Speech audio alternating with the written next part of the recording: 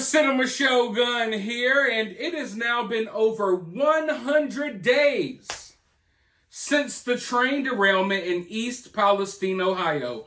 Over 100 days. Man, oh man, time flies by so quickly. And you know, even though we still talk about this story every few days here on this channel, for the most part, the majority of people and the majority of media, they've moved on to other stories. And 100 days out from this disaster, it almost feels like it never even happened at all. The mainstream media hardly acknowledges it. Our government hardly acknowledges it. Our own president doesn't really acknowledge that this situation even happened. And it's so crazy to me because every day I look at news articles, I look at the news, and I hear about, oh, this disaster happened in the Middle East. Oh, this storm raged through Australia. Oh, look at what happened in Ukraine. Look what happened over here. Oh my God, we should feel so bad for all of these people all across the world and all of these little disasters all across the world. We should focus our energy on those. Yet we ignore the problems in our own backyard. Go look at the news right now. You will hear or see 100 stories about situations happening in other countries. But you won't hear much about what's happening to the people of East Palestine. Hell, you hear more about East Palestine than you do East Palestine. Ain't that some shit? But that's the world we're living in. That's the country we're living in. It always feels like here in America, don't get me wrong, I feel bad for people all over the world and everything they're going through. But it seems like here in America, we put our people last and everything else first. Even the mainstream media is prioritizing disasters and catastrophes in other countries over ones that are happening right here next to us. The water supply, the air, it's poisoned right here in this country. Yet we got to hear about, oh, this is what happened over here today. This is what happened over there today. Never mind what's happening to you, your family, your friends, and loved ones right here in this country.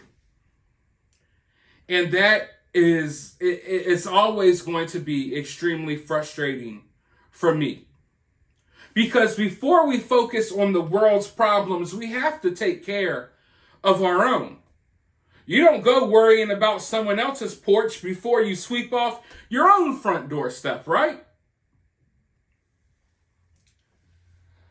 Well, unfortunately, the situation in East Palestine, Ohio hasn't really gotten any better.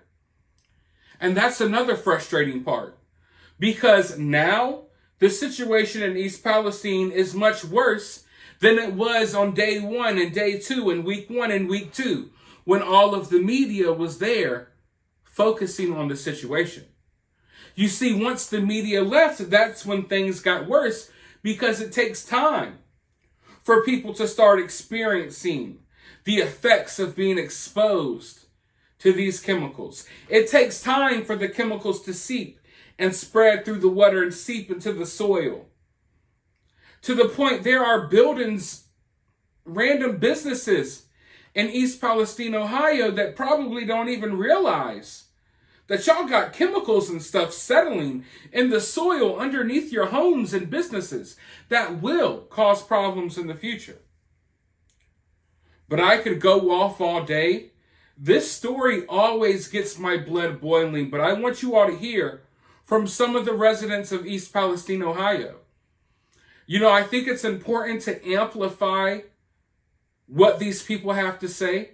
I think it's important to use my platform to amplify what they have to say so they can get the word out as far as and wide as possible at this point. Because who else is going to help? Who else is going to give these people platforms to speak? So on the rare occasion that they get a chance to pop up on the news or something like that, I want to highlight it. So without further ado, let's watch this clip, and then I'll be back with more thoughts in just a moment. We're closely tracking this because today marks 100 days since the hazardous train derailment in East Palestine, Ohio. The fiery Norfolk Southern derailment sent residents fleeing, and it prompted lawmakers to start introducing tougher rail safety laws. But many residents still unsure about how to or even if they can move on from this accident. Now, two East Palestine residents are joining us now live, Tammy and Richard Chai. You know, the last time we spoke, it really left a mark on my heart. It's good to see you both again. Thanks for being here. Thank you. Thank you for having us. Refresh our memory. How long have you lived in East Palestine, and what were the events like for you through this experience? We've been here for over 27 years now, and it's been very stressful. It seems like it's a nightmare that will never end, and it's ongoing every day. We learn something new, something is uncovered, and we are terrified of the unknown, the chemicals that are still in our area, and the chemical fallout that was left from the basically bombing of our town on February 6th. You know, the EPA still saying the air, water, and soil are not dangerously contaminated, and News Nation actually followed a team of independent testers that found that is not necessarily the case. Have you had any communication with the EPA, and if so, what are they telling you now? Do they believe it is safe for you to be in your home? So I attended an EPA meeting on Thursday with the liaison, Mark Durno. There was Ann Vogel of the Ohio EPA, Deborah Shore, District 5 leader for our area EPA federal. I was shocked to learn prior to that meeting that over 90 days later, the burn pit was untouched. All those chemicals did not burn off. Thousands of gallons of chemicals went under the land and in the ditch and into the river. And I asked them, because there's industrial buildings up there. So as they started digging it up this week, they say that it is still contaminated with vinyl chloride. That's 100 days later. It's very likely that it has gone under the buildings. There is a lake right there. I asked if it was tested, and he really wasn't sure. And this is the three people representing the EPA. He said there might have been a dip test. I said, did you stick did you test the sediment, because that is where the chemicals sink into? And he said, I'm not really sure. I can't believe that the leaders of the EPA don't know this information when they're talking to residents. Mm-hmm. Yeah. You know, Tammy, what is your biggest concern for you and Richard, and also for your community right now? Well, it's water. Many people are afraid to drink the water, and especially the people with wells. And that's thousands of people that are in the surrounding areas that don't get Muni water, which is our house. So that's Unity Township, Negley, Darlington Township, Darlington, Enon Valley. And all of these people rely on their well water. They don't know if it's safe. So we are asking people if they could help us by contacting me at East Palestine Tammy. Yeah, East Palestine Tammy. It's been a long day. It's been a long day. East Palestine Tammy at gmail.com. And you can donate water to us by getting in communication with me. We're asking for help there. Also, many residents want to move, but they don't have the funding, or they're just unable to get out. So my husband and I started a GoFundMe and a Give Send Go campaign at East Palestine, Off the Rails. And you can donate there to help a family or a family's move out of the community. We were fortunate enough to raise enough money, so this week we were able to give one family, or one woman, Connie, her a $10,000 check from all the donations we received, and we were able to give that to her so she can make a decision to move, because she's tested positive for vinyl chloride, and there are so many families that need this help. Yeah, I can hear how emotional this makes you. What's going through your mind, Tammy? I just think it's a disgrace that there's been so much negligence from our government. I think the government should have stepped in at this point and got these people out of there, especially these people close to the derailment where there's still vinyl chloride covered with gravel. That's a class 1 carcinogen, and it is still heavily contaminated in the soil, presumably under the buildings and into the lake. And if you want to hear a little more, East Palestine Off the Rails, it's our Facebook group from all the residents concerned here. And you can get kind of the truth on East Palestine Off the Rails on Facebook. I appreciate that. Our donation is too small, and we appreciate it. Tammy, I hear you. Last question for you, Tammy. If you could send a message to President Biden specifically, what would you say to him tonight? President Biden, please say the name of our town. And please think about us, especially on Mother's Day. And a happy Mother's Day to all of the mothers out there, and especially all the beautiful women in our East Palestine and in our surrounding communities. So you're telling me that it has been over 100 days and the burn pit is still untouched? That's ground zero. How does that even make sense? In my eyes, if the burn pit is still untouched, then y'all haven't really done anything. It's like y'all keep selling the illusion that there's all this progress. There's been so much progress.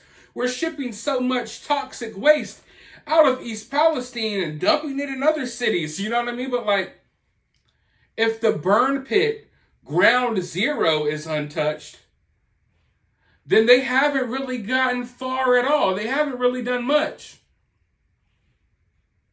That is the area where the chemicals are, going to be the most highly concentrated. I'm not a scientist or anything like, or a chemist, but damn, it's kind of common sense.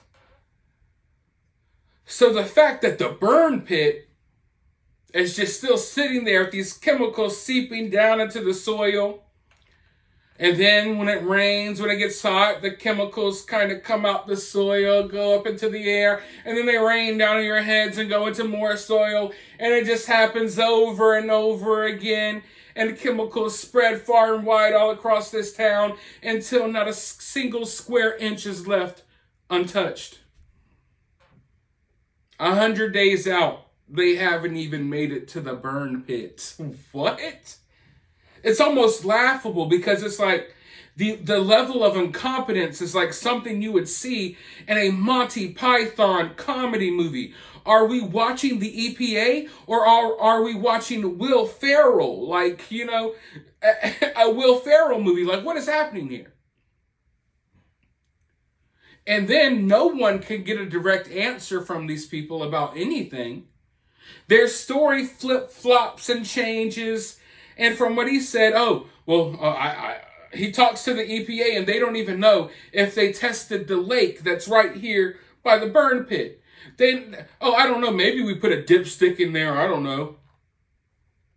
Y'all are supposed to be the EPA, a government agency, here to protect the environment. The environment needs protecting and y'all ain't protecting a damn thing. You damn sure ain't protecting the people of East Palestine. Who are y'all protecting? It looks like you're protecting Norfolk Southern. It looks like you're protecting these big corporations. It doesn't look like you care about the environment. But in ways, it's hard. I don't know how to put this. In ways, this happening, we have to take the good with the bad. And the positive I see from this is that the EPA's true colors have been shown. At no point in the future, when the EPA tries to come out and act all holier than thou and come up with these regulations for climate change and all of that nonsense, at no point in the future should they be taken seriously or ever trusted again, in my opinion. Because you didn't care about East Palestine, you don't care about the environment, you don't care about none of this stuff, you care about pushing an agenda. When real environmental problems happen, you tuck your tails, you turn and you run, you send these fake professionals out here to pretend they're doing work. They don't even know if they dipstick the freaking lake yet. Oh, I don't know, we didn't get to the burn pit, I don't know if we tested the lake. It's been 100 days, what you mean you ain't tested the lake? The level of incompetence, it goes beyond a level to where I could think, oh, this is just incompetence. You know what I mean? Like, I get that we got a lot of incompetent people in this world, especially running this country right now. But at some point, you have to look at it and realize this isn't necessarily incompetence. It's incompetence, but it's purposeful. Like this, y'all are purposely being incompetent. Y'all could do a better job, but you don't want to. You're purposely playing the stupid, incompetent part. And that's what I feel like is being used in this country right now. Oh, sorry guys, you know, we're all incompetent and we're stupid, so give us a pass. Nah, y'all know y'all are doing dumb stuff, and you're doing it for a reason, because you're doing it to push the agenda. Y'all don't care about the environment. You probably are happy that this area got ruined so y'all can take it over. I don't, Let me not say anything that's going to get me kicked off this platform tonight. Go ahead and let me know your thoughts down in the comments below. While you're down there, hit the thumbs up, hit that subscribe, ring that notification bell, and I'll talk to you all in the next video.